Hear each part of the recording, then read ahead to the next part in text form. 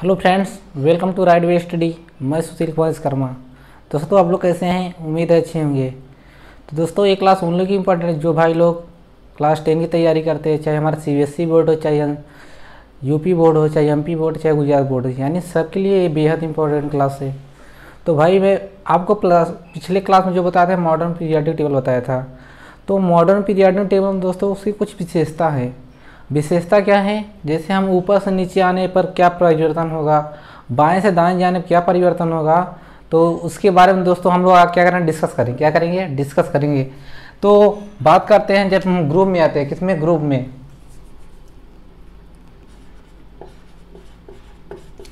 जब ग्रुप में आता है दोस्तों, उसमें क्या होता है? जैसे हमारा क्या है? हाइड्रोजन, लिथियम, सोडियम, पोटेशियम और हाइड्रोजन, लिथियम, सोडियम, इस तरह। ठीक है, hydrogen, lithium, sodium, potassium, rubidium और फ्रांसियम। देखो इधर हाइड्रोजन की क्या है? आयतन कक्ष में कितने होते हैं? 1 इलेक्ट्रॉन होते हैं। यानी कितना है? इसको 1 लिख सकते हो। इसका इलेक्ट्रॉन 2,1 हो सकता है, होता है। इसका 2, 8, 1 होता है। इसका 2, 8, 8, 1 होता है। इस तरह मान ले हम तत्व ले लेते हैं, मान 3 तत्व 4 तत्व लेते हैं। ठीक है, तो दोस्तों हाइड्रोजन जो हमारा है, हाइड्रोजन क्या है? हाइड्रोजन के नाभि में कितना होता है? 1 प्रोटॉन पाया जाता है। और इसके परितः क्या होता है? 1 इलेक्ट्रॉन क्या करता है? चक्कर लगाता रहता है। 1 इलेक्ट्रॉन चक्कर लगाता रहता है। यानी उसके आयतन कोश में कितने होते हैं? 1 इलेक्ट्रॉन होता है। बात करते हैं इसकी लिथियम की। दोस्तों, लिथियम कितना है? कितने सेल है दोस्तों? कितने सेल हैं? यानी 3 कक्षा है ना, 2 सेल है, 2, 1। ठीक है, तो इसमें भी क्या होगा दोस्तों? 1, 2। ठीक है, और इसके परितः क्या होगा? ये 3 हम बनाए, इसके परितः क्या? 1 इलेक्ट्रॉन क्या करेगा? चक्कर लगाता रहेगा इस तरह।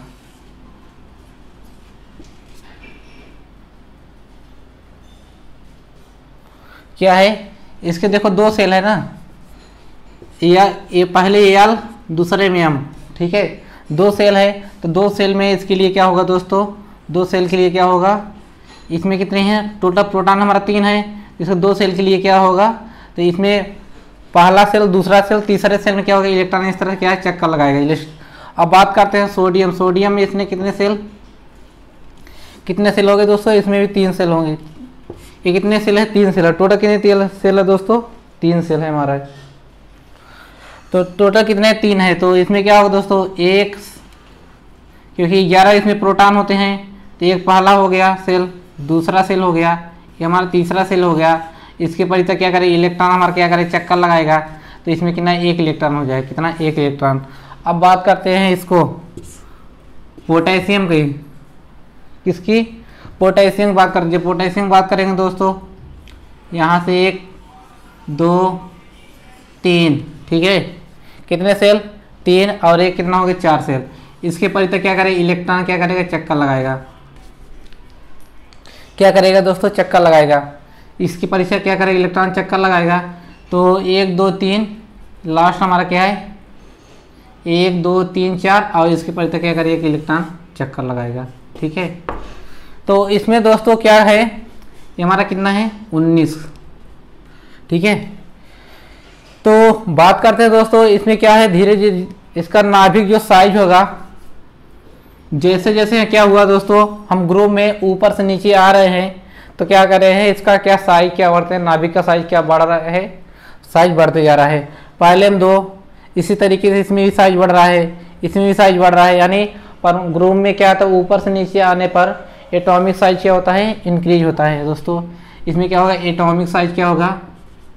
एटॉमिक साइज क्या होगा दोस्तों? एटॉमिक साइज क्या होगा? इंक्रीज होगा। क्या होगा? इंक्रीज होगा।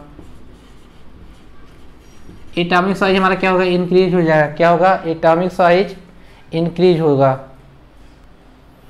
देखो दोस्तों, एटॉमिक साइज भी इंक्रीज होगा, और जो नंबर ऑफ सेल है दोस्तों, इसमें 2 सेल, इसमें 3 सेल, इसमें 2 सेल, इसमें 1 सेल, इसमें 2 सेल, इसमें 3 सेल, इसमें 4 सेल, यानी सेलों की संख्या, यानी वो सेलों की संख्या भी क्या होती है, बढ़ती जा रही है। यानी जैसे जैसे क्या आ रहे हैं, नंबर ऑफ सेल क्या हो रहा है, इंक्रीज हो रहा है, यानी कोषों की संख्या क्या हो, इंक्रीज हो जा रहा है, और एटॉमिक साइज भी क्या हो जाएगा, इंक्रीज हो जाएगा। ठीक है, ग्रुप में जैसे जैसे ऊपर से नीचे की ओर आएंगे क्या होगा, सेल की संख्या क्या इंक्रीज होगी, पहले हम कितना 1 सेल, फिर 2 सेल, फिर 3 सेल, फिर 4 सेल, इस तरह बढ़ जाए। तो जो सेलों की संख्या बढ़ेगी तो नाभिक से इसकी दूरी क्या होगी, बढ़ती जाएगी, बढ़ती जाएगी, बढ़ती जाएगी, यानी इसका क्या होगा, साइज क्या हो जाएगा, बढ़ा जा रहा है। साइज क्या रहता है, बढ़ता जा रहा है, साइज इसका क्या रहा है, बढ़ रहा है।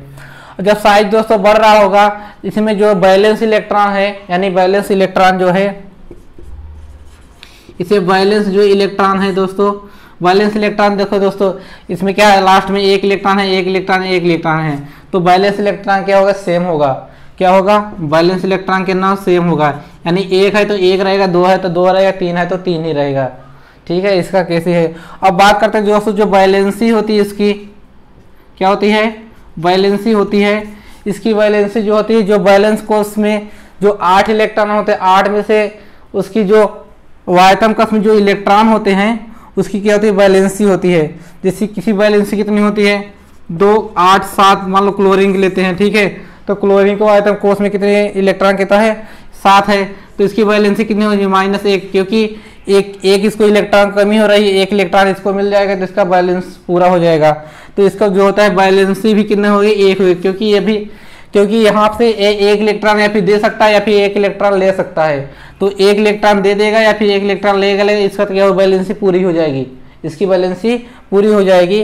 तो इन्होंने दे नहीं सकता कि यहाँ से दे देगा, क्या होगा, 0 हो जाएगा, क्या हो जाएगा, 0 हो जाएगा। तो इसीलिए क्या होगा, ये क्या करेगा, इसको दे नहीं सकता, यानी जो सेम है इसका क्या हो गई, ये भी इसका बैलेंसी भी कितना होगी, सेम हो जाएगी, बैलेंसी भी क्या हो जाएगी, सेम हो जाएगी, क्या हो जाएगी, सेम हो जाएगी। नेक्स्ट बात करते हैं दोस्तों, आयनाइजेशन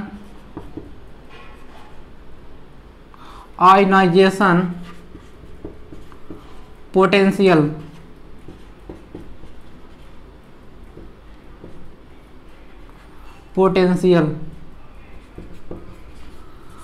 आयनाइजेशन पोटेंशियल जिसे कहते हैं वैद्युत विभव बोलते हैं, वैद्युत विभव। तो दोस्तों बात होता है क्या, आयन विभव, आयनिक विभव बोलते हैं, क्या दोस्तों, आयनिक विभव।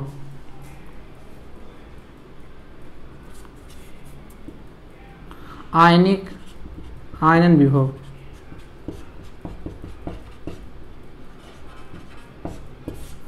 आयनन विभव क्या होता है दोस्तों, किसी तत्व के जो है वायतम कोष को 1 इलेक्ट्रॉन निकालने के लिए जितनी ऊर्जा की आवश्यकता होती है उसे क्या कहते हैं, आयनन विभव कहते हैं, आयनन विभव कहते हैं। दोस्तों यहाँ देखो, यहाँ से नाभिक के बीच की दूरी क्या है, बहुत कम है, तो यहाँ पर ज्यादा इलेक्ट्रॉन, इसको इलेक्ट्रॉन को निकालने की ज्यादा ऊर्जा की आवश्यकता होगी। और यहाँ से जैसे जैसे दूरी बढ़ेगी तो यहाँ पर दूरी जब बढ़ती जाएगी तो यहाँ पर इससे कम ऊर्जा की आवश्यकता होगी। जैसे यहाँ से यहाँ दूरी बढ़ेगी इससे भी कम ऊर्जा की आवश्यकता होगी, और यहाँ से भी जैसी दूरी बढ़ेगी इससे भी कम ऊर्जा की आवश्यकता होगी।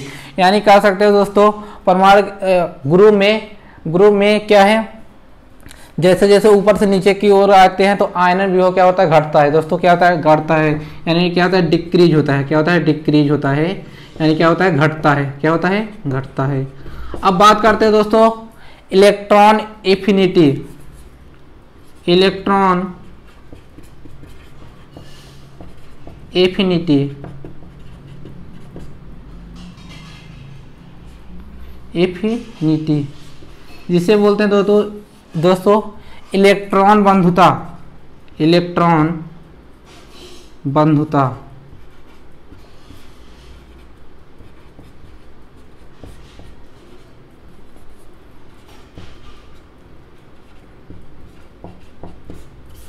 इलेक्ट्रॉन बंधुता या इलेक्ट्रॉन लविंग। दोस्तों इसमें क्या है, जो इलेक्ट्रॉन जो है नाभिक से जितनी कम, मतलब कि नाभिक से जितनी कम से कम दूरी है वो नाभिक को ज्यादा आकर्षित करेगा। जैसे जैसे क्या होगी, दूरी बढ़ती जाएगी नाभिक और कम आकर्षित होगा, ये इससे कम आकर्षित होगा, यानी ये इससे कम आकर्षित होगा। यानी जो जितना नाभिक के पास होगा उतना ज्यादा आकर्षित होगा, जितनी जितनी दूरी बढ़ती जाएगी वो क्या करेंगे, इलेक्ट्रॉन को आकर्षित करने की क्षमता कम होती जाती है। यानी कहने का मतलब भाई जो नाभिक और इलेक्ट्रॉन को अपनी ओर आकर्षित करने की जो क्षमता होती है उसे हम क्या कहते हैं, इलेक्ट्रॉन बंधुता करते हैं। जो नाभिक के जितने पास रहेगी इलेक्ट्रॉन बंधुता उतना अधिक होगा, जो नाभिक जितनी दूर होगी उतना इलेक्ट्रॉन बंधुता कम होगा। तो इसमें क्या होगी, इलेक्ट्रॉन बंधुता क्या होगी दोस्तों, ये भी क्या होगा, डिक्रीज होगा। क्या होगा, डिक्रीज होगा, यानी ये भी क्या है, घटता है। इलेक्ट्रॉन बंधुता भी क्या होती है, घटती है। इलेक्ट्रॉन बंधुता भी क्या होती है, घटती है। नेक्स्ट दोस्तों हमारा क्या है, इलेक्ट्रोनेगेटिविटी। इलेक्ट्रोनेगेटिविटी जिससे बोलते हैं विद्युत ऋणात्मकता। विद्युत ऋणात्मकता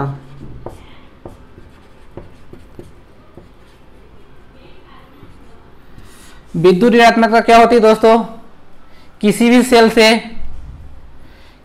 सेल से इलेक्ट्रॉन को पुल करने के लिए, इलेक्ट्रॉन को खींचने के लिए जो ऊर्जा देनी पड़ती है, जिस एनर्जी को क्या करता है, डोनेट करना पड़ता है, वो उसकी क्या होती है, विद्युत ऋणात्मकता कहलाती है। विद्युत ऋणात्मकता कहलाती है। जैसे दोस्तों इसमें क्या है, फ्लोरीन की जो होती है दोस्तों विद्युत ऋणात्मकता क्या होती है, सबसे अधिक होती है। फ्लोरीन की विद्युत ऋणात्मकता क्या होती है, सबसे अधिक होती है। बात करते हैं दोस्तों इसके बीच में, देखो इलेक्ट्रॉन को जो पुल करने के लिए अधिक ऊर्जा की आवश्यकता होगी। यहाँ से पहले कोष में इसमें इलेक्ट्रॉन को पुल करने के लिए अधिक ऊर्जा की आवश्यकता होगी। जैसे दूरी बढ़ा है दोस्तों, ये दूरी जब बढ़ती रहेगी इससे नाभिक के इसके बीच के क्या होगा, आकर्षण बल क्या हो जाएगा, कम हो जाएगा। यानी नाभिक से इलेक्ट्रॉन के बीच का प्रभाव क्या हो जाएगा, कम हो जाएगा। जब प्रभाव कम हो जाए दोस्तों, इससे इलेक्ट्रॉन आसानी से निकल सकता है। फिर बात करते हैं जैसे जैसे इसमें सेल की दूरी क्या बढ़ जा रही है, नाभिक और इलेक्ट्रॉन के बीच उतना ही बल क्या हो जाएगा, कम लगेगा। और इसका भी इसी तरीके से यहाँ भी नाभिक और इलेक्ट्रॉन के बीच की क्या होगी, दूरी क्या होगी, अधिक होगी, जिससे नाभिक इस पर क्या होगा, प्रभाव कम रहेगा। तो यहाँ से क्या होता है, विद्युत ऋणात्मकता क्या होती है दोस्तों, ये भी क्या होती है, डिक्रीज होती है। क्या होती है, डिक्रीज होती है। विद्युत ऋणात्मकता क्या होती है, घटती है। क्या होती है, घटती है। नेक्स्ट दोस्त कहते हैं मेटालिक कैरेक्टर। कौन सा, मेटालिक कैरेक्टर।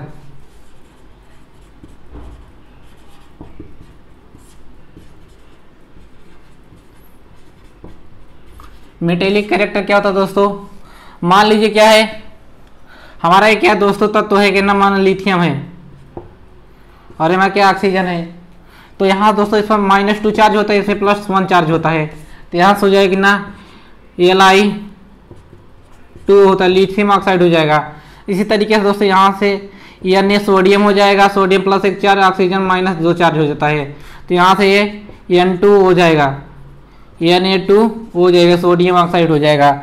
इसी तरह से जो पोटेशियम लेते हैं दोस्तों, यहाँ सोडियम पोटेशियम प्लस हो जाएगा और ऑक्सीजन कितना हो जाएगा, -2 हो जाएगा।